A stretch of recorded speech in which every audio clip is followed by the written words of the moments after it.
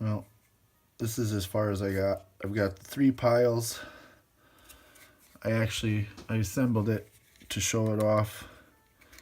That's how excited I am to have it. I just haven't been able to actually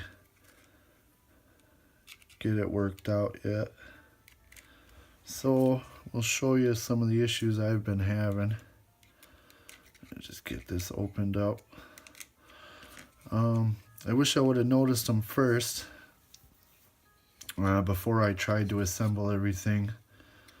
But if something's not right, I'm willing to bet it's something I did. Since I've tried projects like this, not quite this simple, the fact that you don't have to solder is pretty fantastic.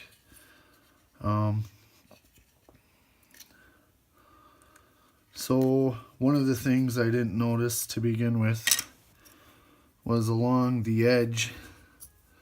It was pretty rough. You can't really, I don't know if you can see how clean that edge is. This one, and a little bit here, nowhere near that. So I took a file to it, and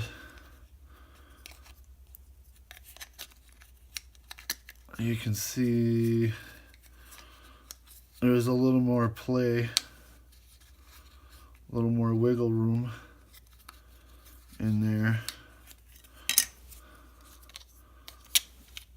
and there, getting all the holes to line up. Anyway, so that was one thing I wish I would have done from the get-go. Another thing to notice is on the corners, the little pouch that the battery sits in is pretty stiff. I had to fold the corners over. I don't know if that was... I may have it in wrong too, but really super easy to put together. I love it so far. So then the other thing I noticed completely after the fact, and this is where the 3 piles come in. This is my good to go pile. Spring on the bottom. And you can see fits nicely in any hole, corner to corner, no problems. And this whole pile will be that way. This pile, I'll come back to that pile. This pile,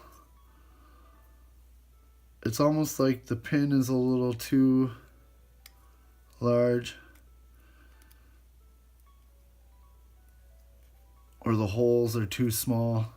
I'm not sure which is which here. Maybe both. But they certainly don't fit like that pile. That's for sure. What I've been able to do so far, just to even, like that one, ugh, God, I can't even get it in there.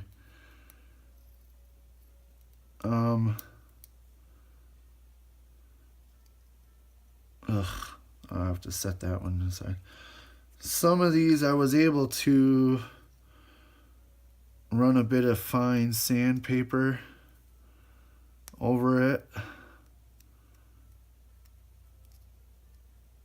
I'm just not familiar with this pogo pin to know how much material I can remove there, or whether it'd be better to run a small drill bit through there. Either one I'm sure would work fine.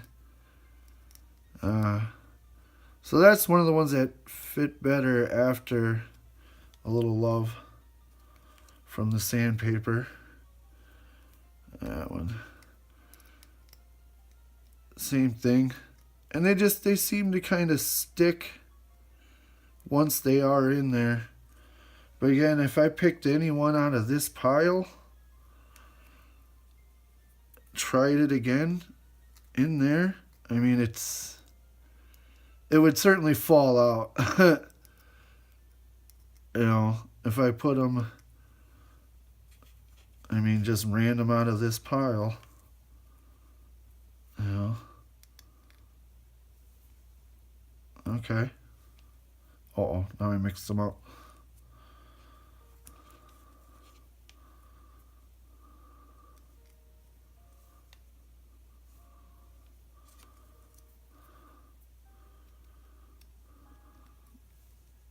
Which makes it kind of difficult to put together and take apart, mind you, if you're doing either one. If I took one from this pile,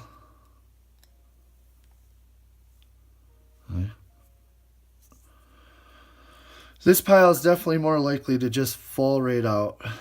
So, okay, that's one of the problems. Now, oh man, that one's really in there too.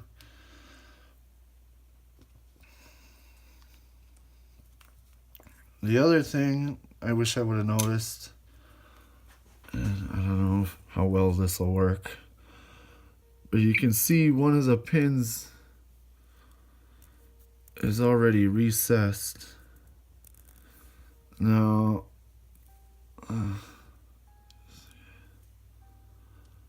okay, they both work. It's just this one has far less travel. So that might be an issue for me. Well, it's definitely an issue. As I haven't had any luck getting it together, or to boot up. Actually, now at this point, I haven't actually tested the Pi, which I'm going to, but I don't know. There's no obvious disconnect to me. So what I'm gonna do is I'm gonna show you when I drop the pins in kind of what happens there. I'm gonna try to keep the pins that are sort of a pain in the ass over here, and the good pin.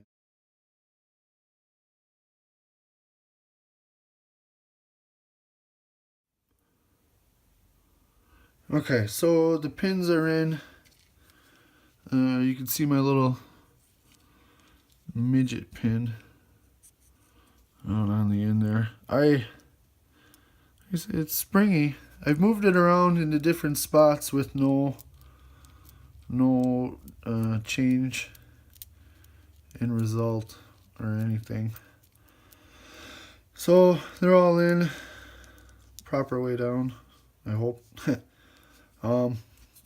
Here's the thing.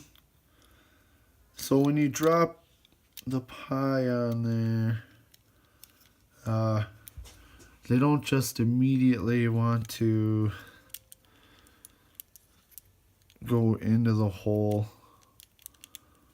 or the GPIO spot pin. Some of them, just a light pressing, you can get them to pop into place, but I don't know if you can see, others stay recessed. This is where maybe you want to check that edge to see if you're fighting that. The less you have to fight to get it together, the better. I actually haven't had any luck getting it together like this. I just can't seem to get the pins. There's that midget pin though, see? And it does engage, I believe, and I imagine if the case was fully enclosed, it would grip even better. So, here's what I've had to do. I've actually flipped it upside down. See if you can't basically you got to gently pry it out without bumping it around too much, because I'm trying to get all the pins. Oh, I lost a few. Okay, no problem. So now what I have to do is basically insert them from this side. So what I want to do is check the pins that are there now. Just kind of finish inserting them. I don't know if you can see that. The pins that I have sanded definitely fight to go in. Now I don't know how much has to be engaged or inserted into that hole. You can see they're all in there now. Oh, shit.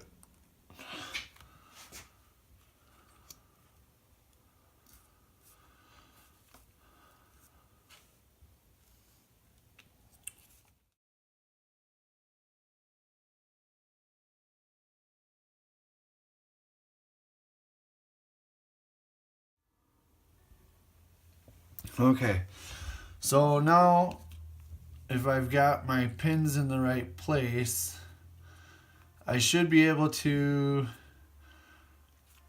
take the unit and just sort of slide it down on there. It's not the easiest thing to do, but I have done it before.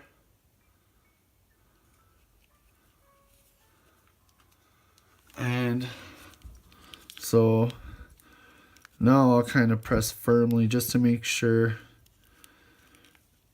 And it sure looks like everything's seated in the right holes, pins, everything lined up well. I mean, it fits together so beautifully. It's incredibly well made. Just a lot of thought and care went into this, I can tell. Oh.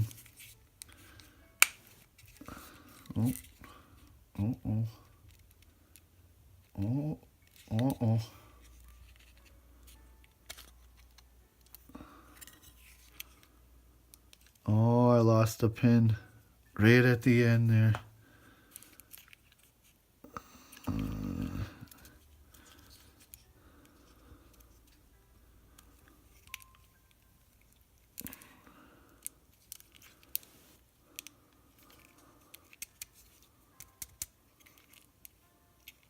Oof. Okay. Let me...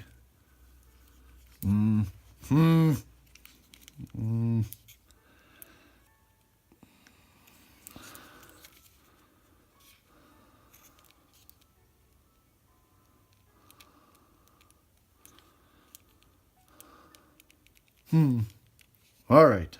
Just a moment. All right. Bruce Lee to the rescue. So I was able to kind of get the head of the pin in there and wiggle it around just enough to get it back to being inserted. Now that is the midget pin, so normally that probably wouldn't happen. So what I'm going to do is I'm going to be extra careful now when I put this back on there. But there's no bulging along the sides. If you see the bulging, then you know for sure you don't have your pins inserted right, the pogo pins. Another thing maybe to keep in mind when assembling is don't crank it super hard to begin with, just sort of snug it. And the other thing is to maybe go corner to corner, and that just might help kind of line everything up internally. And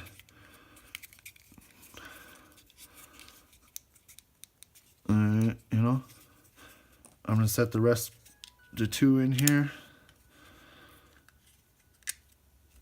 And this isn't something I would recommend over tightening for sure. Barely even any, use of the wrench there.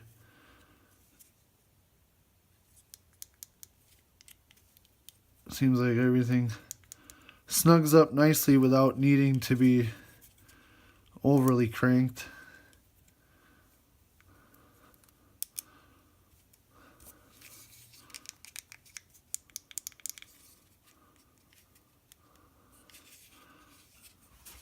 Well, see, so everything should go. Power button, power stays on. Screen lights up. I don't know if you can tell.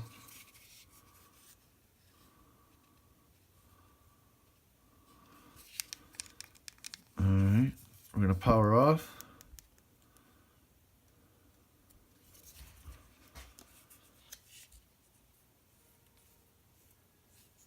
Insert hopefully properly formatted card. Power on again. See if we're lucky this time. Screen comes on.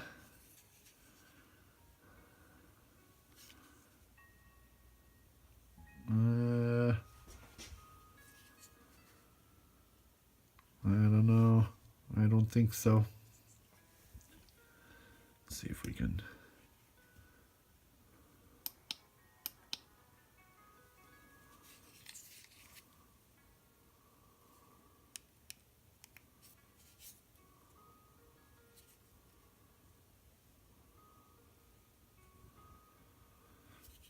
This is as far as I've ever gotten it to go. I'm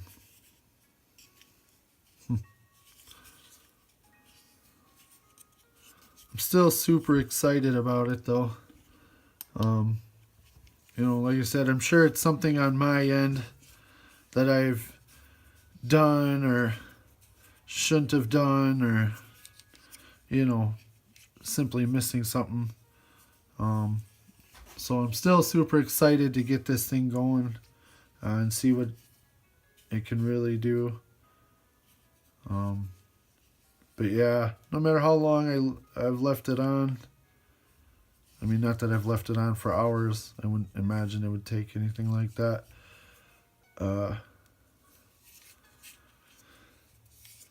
Yeah, but it doesn't boot. She won't load up, so. I believe all the pins are connected. My next step is to actually, since I'm getting pretty good at it, disassembling, taking the Pi and trying it externally, not necessarily relying on the TinyPi Pro board, which is, man, just a work of art to itself. Power this back off. So that's it. That's as best as I can get it at the moment. I'm gonna keep plugging away, and hopefully it's something simple. So maybe that helped you out. Maybe you fixed any of the problems you might have encountered, or you were just kind of curious to see what it was like. But sorry, that's as much as I can show you. Thanks.